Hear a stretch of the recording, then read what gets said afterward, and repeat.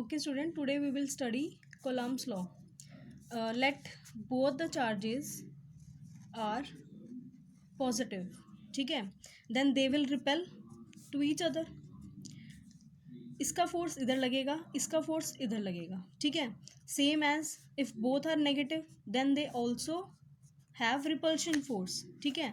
And if one is positive and other is negative then they will attract to each other.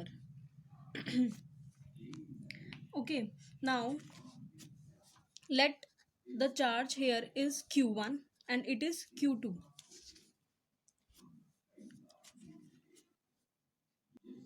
Let this charge is q1 and this is q2.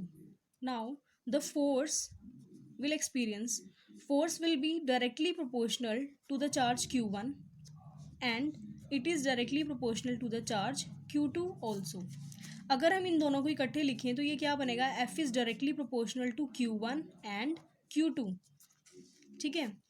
अब देखो, now we know, अगर ये जो charge हैं, अगर हम इन दोनों के बीच में जो डिस्टेंस है उसको कम रखते हैं तो इसके ऊपर जो फोर्स होगा वो क्या होगा, इंक्रीज होगा. मतलब अगर ये पास पास हैं दोनों चार्जेस तो ऑब्वियसली ये जो फोर्स होगा इन दोनों के बीच में, जो इन दोनों के बीच में फोर्स लगेगा दैट विल बी इंक्रीज. अगर हम इनका जो मैं डिस्टेंस है वो इंक्रीज कर दूं, अगर इन दोनों के बीच का डिस्टेंस को इंक्रीज कर दूं तो क्या होगा, इसका जो फोर्स है वो क्या हो जाएगा, कम हो जाएगा.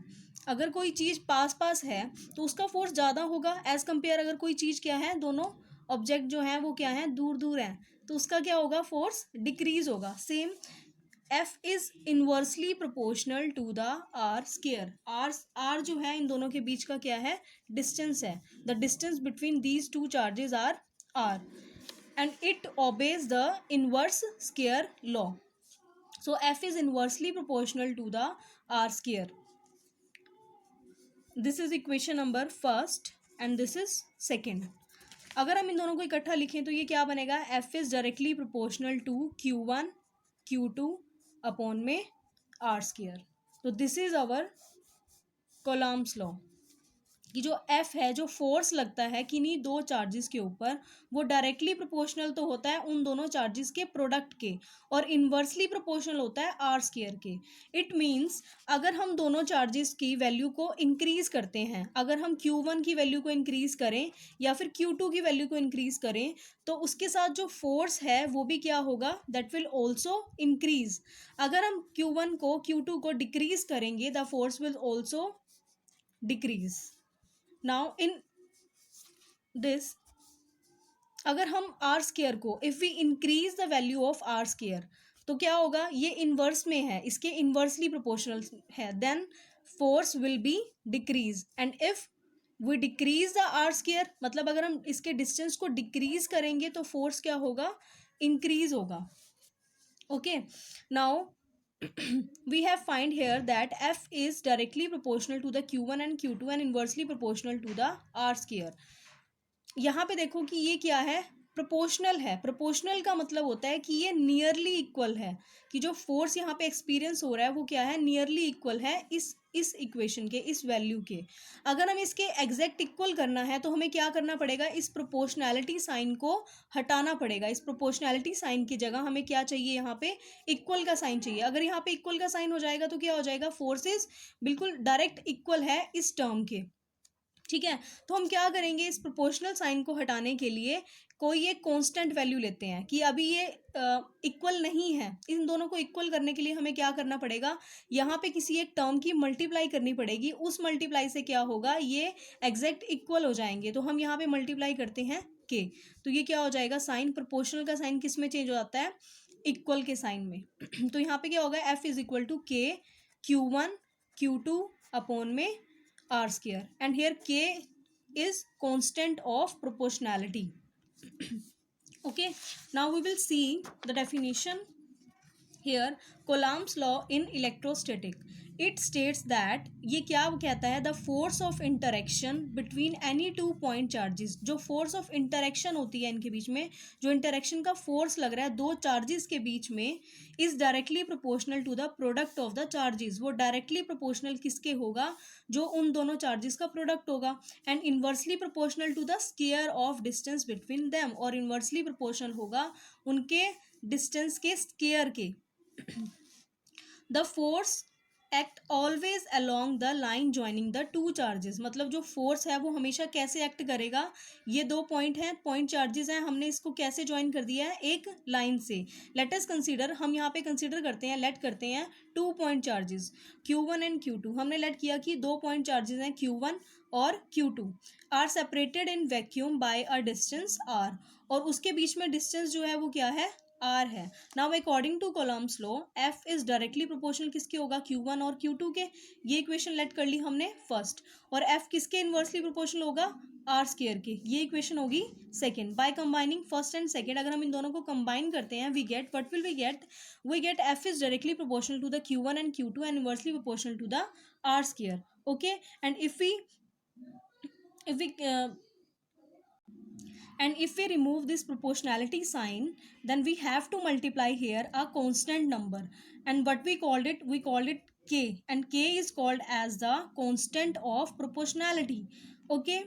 नाउ इन CGS सिस्टम, अगर हम CGS सिस्टम में बात करते हैं तो k की वैल्यू क्या होती है, 1 होती है, and in SI unit k is equal to 1/4πε0, ये जो k कांस्टेंट है ये इसकी वैल्यू है 1/4πε0। अगर हम इस पूरी टर्म को कैलकुलेट करें तो वो किसके इक्वल आता है, 9 × 10⁹ न्यूटन मीटर स्क्वायर किलोग्राम पर इनवर्स स्क्वायर, ये इसकी यूनिट है और ये इसकी न्यूमेरिक वैल्यू है, ओके। ई नोट क्या है, यहाँ पे जो हमने ई नोट वैल्यू यूज़ की है वो e naught is permittivity of free space. Permittivity क्या होता है, permittivity measures the resistance offer by the material in the formation of an electric field, okay. और यहाँ पे ई नोट की वैल्यू, न्यूमेरिक वैल्यू क्या होती है, 8.85 × 10⁻⁻12, इसकी यूनिट क्या होगी, coulomb square newton inverse metre पर इनवर्स स्क्वायर। दस, अब यहाँ पे हम क्या लिख सकते हैं, एफ की जगह, एफ को हम, के को हम किससे रिप्लेस कर देंगे, 1/4πε0 से, Q1 Q2 R square, and this is the Coulomb's law in electrostatic, okay students. Now we will study Coulomb's law in vector form, ठीक है। For this let XY plane, ये कोई XY प्लेन है, 2 dimension plane है, इसमें हमने क्या late किया, point charge Q1 and point charge Q2, ये 2 चार्जेस हैं, point charges Q1 and Q2, ठीक है। Let both this charges are positive. अब देखो यहाँ पे क्या होगा, अगर हमें पता है कि अगर दोनों चार्ज पॉजिटिव हैं तो वो क्या होएगा, रिपेल करेंगे आपस में, एक दूसरे को क्या करेंगे, रिपेल करेंगे। तो अब देखो ये Q1 के ऊपर फोर्स लगेगा इस डायरेक्शन में, किसकी वजह से, Q2 की वजह से। तो हम यहाँ पे कैसे लिख सकते हैं, F1 के ऊपर फोर्स लग रहा है, किसकी वजह से लग रहा है, 2 की वजह से, तो हम ऐसे लिख सकते हैं इसको, फोर्स ऑन 1 ड्यू टू 2, ठीक है। अब देखो इसके Q2 जो पॉइंट चार्ज है इसके ऊपर भी फोर्स लगेगा, वो फोर्स कौन लगा रहा है, कौन रिपेल कर रहा है इसको, Q1 पॉइंट चार्ज। तो यहाँ पे फोर्स क्या लगेगा हमारा, 2 के ऊपर लग रहा है, किसकी वजह से, 1 की वजह से फोर्स लग रहा है, तो हम इसको ऐसे लिख सकते हैं, ओके। तो जो ये फोर्स था, यहाँ पे फोर्स लग रहा है F12, यहाँ पे लग रहा है F21। अब देखो, अब हमें इन दोनों के बीच में अगर हम डिस्टेंस लेते हैं, ठीक है, तो अब हमारा डिस्टेंस जो है इस यहाँ से इधर जा रहा है, ठीक है, जो फोर्स है इधर से इधर लग रहा है, तो जब हम इसको काउंट करेंगे F12, तो यहाँ से लेके यहाँ तक का डिस्टेंस जो होगा वो इस डायरेक्शन से इस डायरेक्शन में जाएगा, तो यहाँ पे क्या होगा, FR(2)1, ये इसकी डायरेक्शन होएगी, इसका डिस्टेंस होएगा बीच में 2 से लेके 1 तक का। जब हम किसकी फोर्स की बात कर रहे हैं, F(1)2 की, मतलब जो फोर्स 1 के ऊपर 2 की वजह से लग रहा है, तो यहाँ से लेके यहाँ तक का डिस्टेंस लेंगे। और सेम अगर हम यहाँ पे फोर्स की बात करते हैं 2 से 1 की तरफ, ठीक है, 2 के ऊपर फोर्स लग रहा है किसकी वजह से, 1 की तरफ से, तो यहाँ पे डिस्टेंस क्या होगा, R(1)2, तो आपने ये चीज़ को ध्यान रखना है, ठीक है, कि जब हम बात करेंगे फोर्स 1 के ऊपर किसकी वजह से, 2 की वजह से, तो हमारा यहाँ पे डिस्टेंस क्या होगा, r ऑफ 2 1। और जब हम बात करेंगे फोर्स 2 पे 1 की वजह से, तो यहाँ पे डिस्टेंस कितना होगा, r ऑफ 1 2। मतलब ये दोनों क्या होंगे, अपोजिट होंगे। यहाँ पे 1 2 होगा तो यहाँ पे 2 1 होगा, ठीक है, यहाँ पे 2 1 होगा तो यहाँ 1 2 होगा, ठीक है। तो अब हम इसको देखते हैं, इसकी proper derivation. Okay, now Coulomb's law in vector form, ठीक है। तो देखिए अब लेट, हमने ये 3 डायमेंशन को ही लेट कर लिया। अब यहाँ पे देखो हमने लेट किया कि ये Q1 है पॉइंट चार्ज, ये Q2 है, ठीक है। लेट यहाँ पे जो पॉइंट के ऊपर ले लिया हमने, ये A है ये B है, और इसके ऊपर जो फोर्स लग रहा है 2 की वजह से, वो जो अभी हमने समझा F(1)2, यहाँ पे F(2)1, ठीक है। जब हम इधर जाएंगे तो R(2)1 लगेगा, ठीक है, और जब इधर आएंगे तो R(1)2 लगेगा। ये क्या है, ओरिजिन है। ओरिजिन हमने लेट किया कि ओरिजिन यहाँ से लेके यहाँ तक का डिस्टेंस हमने लेट कर लिया R1, यहाँ से लेके यहाँ तक का डिस्टेंस हमने लेट कर लिया R2, कि यहाँ से लेके यहाँ तक क्या है, पोजीशन वेक्टर क्या है इसका, R1 है, और यहाँ से लेके यहाँ तक कितना है, R2 है। और ये हम क्या है, निकाल चुके हैं, काउंट कर चुके हैं कितना है। तो लेट Q1 और Q2 क्या है, दो पॉइंट चार्जेस हैं। Q1 and Q2 are located at vacuum at positions A and B। A और B क्या है, दो कोई पोजीशन है, और जहाँ पे Q1 और Q2 क्या है, प्लेस है रिस्पेक्टिवली। लेट OA हमने लेट किया, यहाँ से लेके यहाँ तक का डिस्टेंस क्या ले लिया, R1, यहाँ से लेके यहाँ तक का डिस्टेंस क्या ले लिया, R2, और O जो है वो क्या है, ओरिजिन है, ठीक है। नाउ देखो F(2)1, जैसा अभी मैंने आपको बताया, F(2)1 क्या होगा, फोर्स ऑन Q2। फोर्स किसके ऊपर, Q2 पे, किसकी वजह से, Q1 की वजह से, तो force on Q2 due to Q1। और F(1)2 क्या होगा, force on Q1 due to Q2। अब हम देखते हैं इन ट्रायंगल, ये ट्रायंगल है OAB। इस ट्रायंगल की बात करते हैं, in triangle OAB। Then according to law of triangle of vector addition, law of triangle of vector addition के अकॉर्डिंग क्या होता है, OA plus AB is equal to किसकी आएगा, OB के इक्वल आएगा, ठीक है। मतलब दो टर्म्स की अगर हम एडिशन लेते हैं वो थर्ड टर्म के इक्वल आएगा। तो यहाँ से देखो, अगर हमें AB की वैल्यू निकालनी है, इस AB की वैल्यू हमें निकालनी है, क्योंकि हमने लेट कर लिया कि इसकी वैल्यू भी हमें पता है, इसकी वैल्यू भी हमने लेट कर ली, इसकी R1 इसकी R2। तो हम क्या करेंगे, हमें इसकी थर्ड साइड की वैल्यू निकालनी है, दैट इज AB, ठीक है। तो उसकी वैल्यू हम निकालेंगे, यहाँ से देखो यहाँ से AB इज इक्वल टू कितना हो जाएगा, OB, इसको इधर लेके आएंगे OA हो जाएगा। तो AB की वैल्यू हम फर्स्टली लेट करते हैं R(1)2, ठीक है। दो के लिए हमने सॉल्व किया, R(1)2 R(2)1 दोनों डिस्टेंस होंगे। तो पहले देखते हैं R(1)2 कितना होता है। अगर हम इसमें पोजीशन वेक्टर निकालते हैं, तो पोजीशन वेक्टर कैसे निकालते हैं, देखो अगर हमें यहाँ से लेके यहाँ तक का डिस्टेंस निकालना है, ये 1 है ये 2 है, तो इसको कैसे निकालते हैं हम, 2 - 1 ऐसे ही करते हैं। इस पॉइंट में से अगर इस पॉइंट को हम माइनस कर देंगे तो इन दोनों के बीच का डिस्टेंस निकल जाएगा कि कितना डिस्टेंस है। तो same as it is here, R(1)2 अगर हमें निकालना है तो क्या होएगा, R2 - R1, ठीक है। यहाँ से देखो R(1)2 अगर हम इसको मैग्नीट्यूड में लेते हैं तो R(1)2 किसके इक्वल आएगा, ये भी मैग्नीट्यूड में आ जाएगा। सिमिलरली अगर हमें निकालें BA की, अभी हमने क्या निकाला है, A से लेके B, अब अगर हम निकाल लें B से A तो क्या हो जाएगा, 2 से लेके 1, मतलब यहाँ पे डिस्टेंस क्या होगा, R(2)1। तो R(2)1 यहाँ पे क्या आ जाएगा, R(2)1 इज इक्वल टू 1 - 2। पिछले वाली टर्म में से अगली वाली टर्म को माइनस करते हैं तो बीच में डिस्टेंस निकल जाता है, ठीक है। पोजीशन वेक्टर R(1)2 - R2, अगर हम इसका मैग्नीट्यूड लेंगे तो ये वैल्यू आएगी, ठीक है। तो अब देखो यहाँ पे, now according to Coulomb's law, Coulomb's law के अकॉर्डिंग अगर हम देखें तो F(2)1 क्या बनेगा, फोर्स ऑन 2 ड्यू टू 1, तो वो क्या आएगा, 1/4πε0, इन दोनों की प्रोडक्ट अपॉन में R डिस्टेंस जोन सा है, जैसे कि मैंने आपको अभी सॉल्व करके बताया था कि अगर हम 2 1 यहाँ पे फोर्स ले रहे हैं तो डिस्टेंस कौन सा लेना है, R(1)2, ठीक है। तो R(1)2 जो डिस्टेंस होता है उसका स्केयर करते हैं, और ये क्या है हमारे पास, यूनिट वेक्टर। यूनिट वेक्टर क्या शो करता है कि ये किस डायरेक्शन में है, ठीक है, उसकी डायरेक्शन को बताएगा R(1)2, ठीक है। तो यहाँ से देखो अब हमें पता है कि R(1)2 जो ये यूनिट वेक्टर होता है, यूनिट वेक्टर की वैल्यू क्या होती है, R(1)2 वेक्टर और अपॉन में R(1)2, ये इसकी वैल्यू होती है। अगर हम R(1)2 की जगह ये पूरी टर्म को यूज़ करें, इसकी जगह यहाँ पे पुट करें तो देखो यहाँ पे क्या आएगा, यहाँ पे आ जाएगा R(1)2 ये आएगा ना R12 वेक्टर अपॉन में R12। अब देखो R12 का स्क्वायर यहाँ भी है, R12 की पावर 1 यहाँ पे होगी, तो टोटल कितनी हो जाएगी, बेस सेम तो पावर क्या हो जाती है, ऐड हो जाएंगी। तो यहाँ टोटल क्या हो जाएगा, R12 का क्यूब। ठीक है, यहाँ पे क्यूब आ जाएगा और यहाँ पे क्या होएगा, यूनिट वेक्टर से ये सिंपल वेक्टर में कन्वर्ट हो जाएगा। ठीक है, सिमिलरली अगर हम यहाँ पे ये हम इसको हम फर्दर इस तरह भी लिख सकते हैं, R(1)2 को मैंने बताया कि कैसे लिख सकते हैं, R2 माइनस R1। ठीक है, और यहाँ पे हम क्या करेंगे, इसको, इसका मैग्नीट्यूड, इसको ऐसे लिख सकते हैं। अगर ऐसे नहीं लिखना चाहते तो इसको ऐसे भी सॉल्व कर सकते हैं।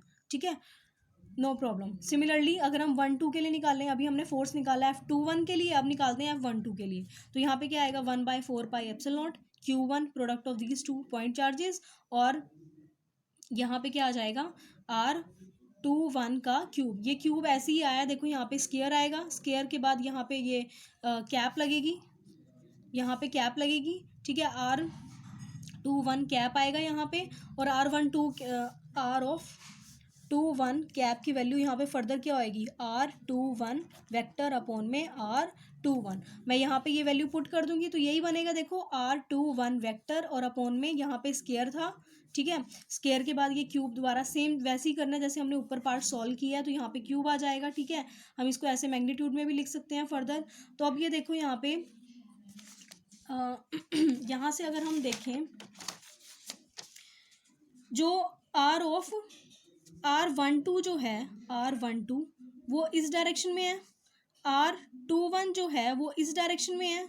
ठीक है, दोनों का मैग्नीट्यूड तो सेम है, दोनों की वैल्यू सेम है। क्यों, क्योंकि ये जो पॉइंट चार्जेस हैं वो दोनों बिल्कुल सेम है, यहाँ से यहाँ तक लेके डिस्टेंस सेम है, लेकिन एक बार हम इधर से इधर काउंट कर रहे हैं, एक बार हम इधर से इधर काउंट कर रहे हैं। तो डिफरेंस कहाँ पे आएगा, डिफरेंस आएगा सिर्फ इन दोनों के साइन में।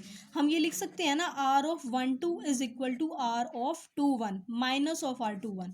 ठीक है, यही तो दिख रहा है ना हमें कि एक की डायरेक्शन इधर जा रही है, एक की डायरेक्शन इधर जा रही है, तो ये दोनों क्या है, अपोजिट डायरेक्शन में है, लेकिन इनका मैग्नीट्यूड क्या है, दोनों का सेम है, दोनों की वैल्यू जो है वो सेम है। ठीक है, बट अपोजिट इन डायरेक्शन। तो हम यहाँ पे ये लिख सकते हैं, R(1)2 is equal to minus of R(21). ठीक है, तो अगर हम यहाँ पे इस टर्म को अगर हम यहाँ यूज़ करें, ठीक है, अगर हम यहाँ पे यूज़ करते हैं तो ये देखो क्या बनेगा, f of 1/2 is equal to 1/4πε0 Q1 Q2 upon में R(1)2